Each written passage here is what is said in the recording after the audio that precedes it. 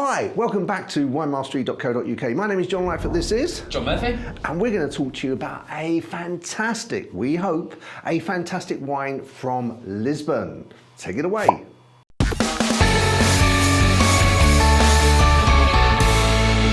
So we're going to taste, John, we are going to taste a Porta 6, which is a wine from the Lisbon region. I understand it has Atlantic influences, because obviously Lisbon's out on that sort of side of the coast there. And I'm really excited. Now, it's billed as a sort of summer wine. Now, we're in the depths of, well, not quite the depths of winter, but certainly the depths of autumn. Yes, here. it's definitely feeling like that. So it's probably going to just have to be that little bit more special to really appeal to us, if you know what I mean. Yeah. It's not a summer's evening where you'd naturally migrate to what I imagine this wine is going to be like. Yeah. So shall we have a little smell John, and see what it's like? That's what I'm living for. Now this is £7.50. That's a good price, John. And also, I'll let you have a look at this fantastic label. It's really, really attractive, isn't it? It does look really good, and if that's the kind of thing you would see on, because I know definitely in my shop, people do buy wine based on the label, and I can 100% appreciate that, because, you know, if it looks pretty, you're going to go for it, and this definitely looks interesting, something you'd pick up on. Well, the thing is that with a bottle of wine, if you don't know it, unless you're going to get advice from anyone, that's as good as anything, because you can't tell, can you, until you open it. We see it in the shop all the time, you know, the designs on the labels really do sell a lot of the bottles. Sometimes they're not even that good, you're like, you sure you want that just because it looks pretty? But no, it does sell, and rightly so. Excellent. Well, on the colour-wise, I mean, wow, that's nice, isn't it? It's just very bright. It's just got that sort of slight yellow golden type. That nice. That yellow hue is there, isn't it? It could almost be green. It's not quite, but it could almost. Just that tinge of just on the borderline of going to green. Yeah, but looking good. Looking very good. Let's have a go at the nose. Let's go. Oh, that smells very Sauvignon-esque. Yeah, I know where you're going with that, yeah.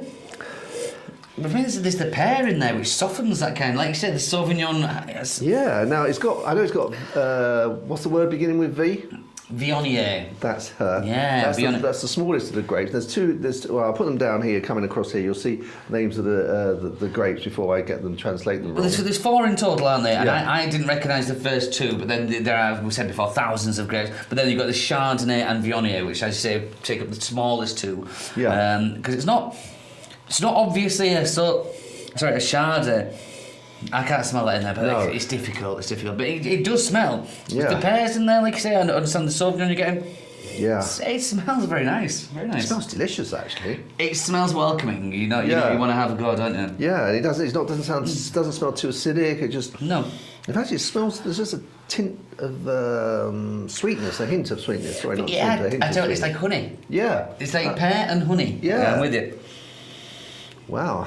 Well, I'm really looking forward to tasting it. Are you gonna? Yeah, can we go for it? Yeah, definitely. So you're right.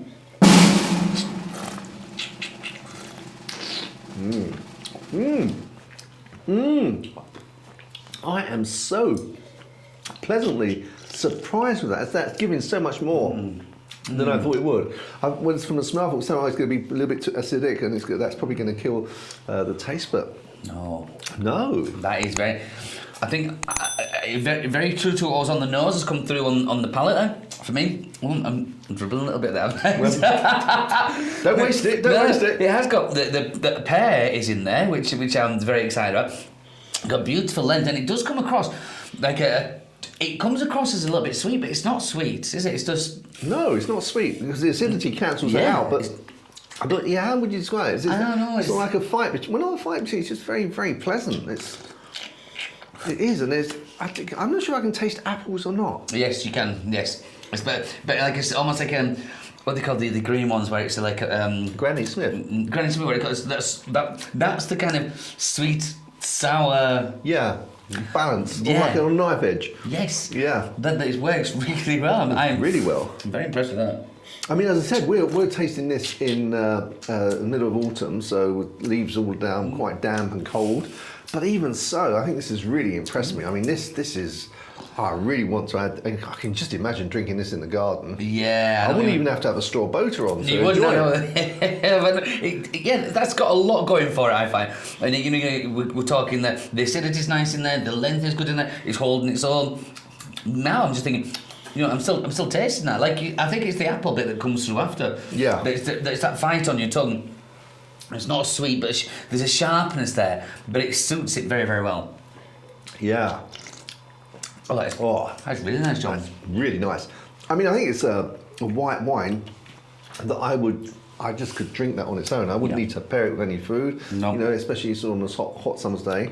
That's how I'm enjoying it now. It's not something you naturally turn to when it's a bit sort of, dull and cold and damp. But actually, I'm really pleased to have... it wasn't something that, we were looking at. You think, it's not got that heartiness of a red wine, is it, in the cold weather? But no, I'm going to happily drink that, John. So am I. Well, let's move on to pairing. Ooh.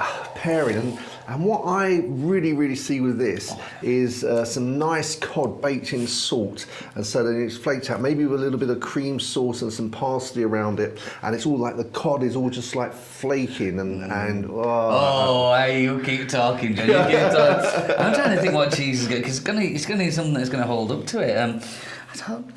It's going to have to be a white cheese. It wouldn't be a blue cheese. I think it's going to have to be a harder cheese, nothing soft. So I'm going to go with two. We're going to either look at the Tom de Savoie, which is actually a French cheese. It has like an earthy but a fruitiness about it, which I think would suit that very well. Or the go with Cafile, which is just a bit looser in texture, but I think that would suit that as well. Now, do you think that would just take the sharpness out? Well, the acidity, whatever acidity was in there, because I wouldn't even describe that as acidic, because it doesn't have it, like you say, it's just a little. You don't feel like you're going to get sort of heartburn from it, really? No, definitely not. Definitely. No. I struggle with that, John. No, the Cafile, both Cafile and the Tom de Savoie, if there were any kind of acidity in there, that would just plane that out. I reckon. Yeah. I'm happy with that choice. That's lovely. Okay, well, that takes us on to the score then. And let's, £7.50.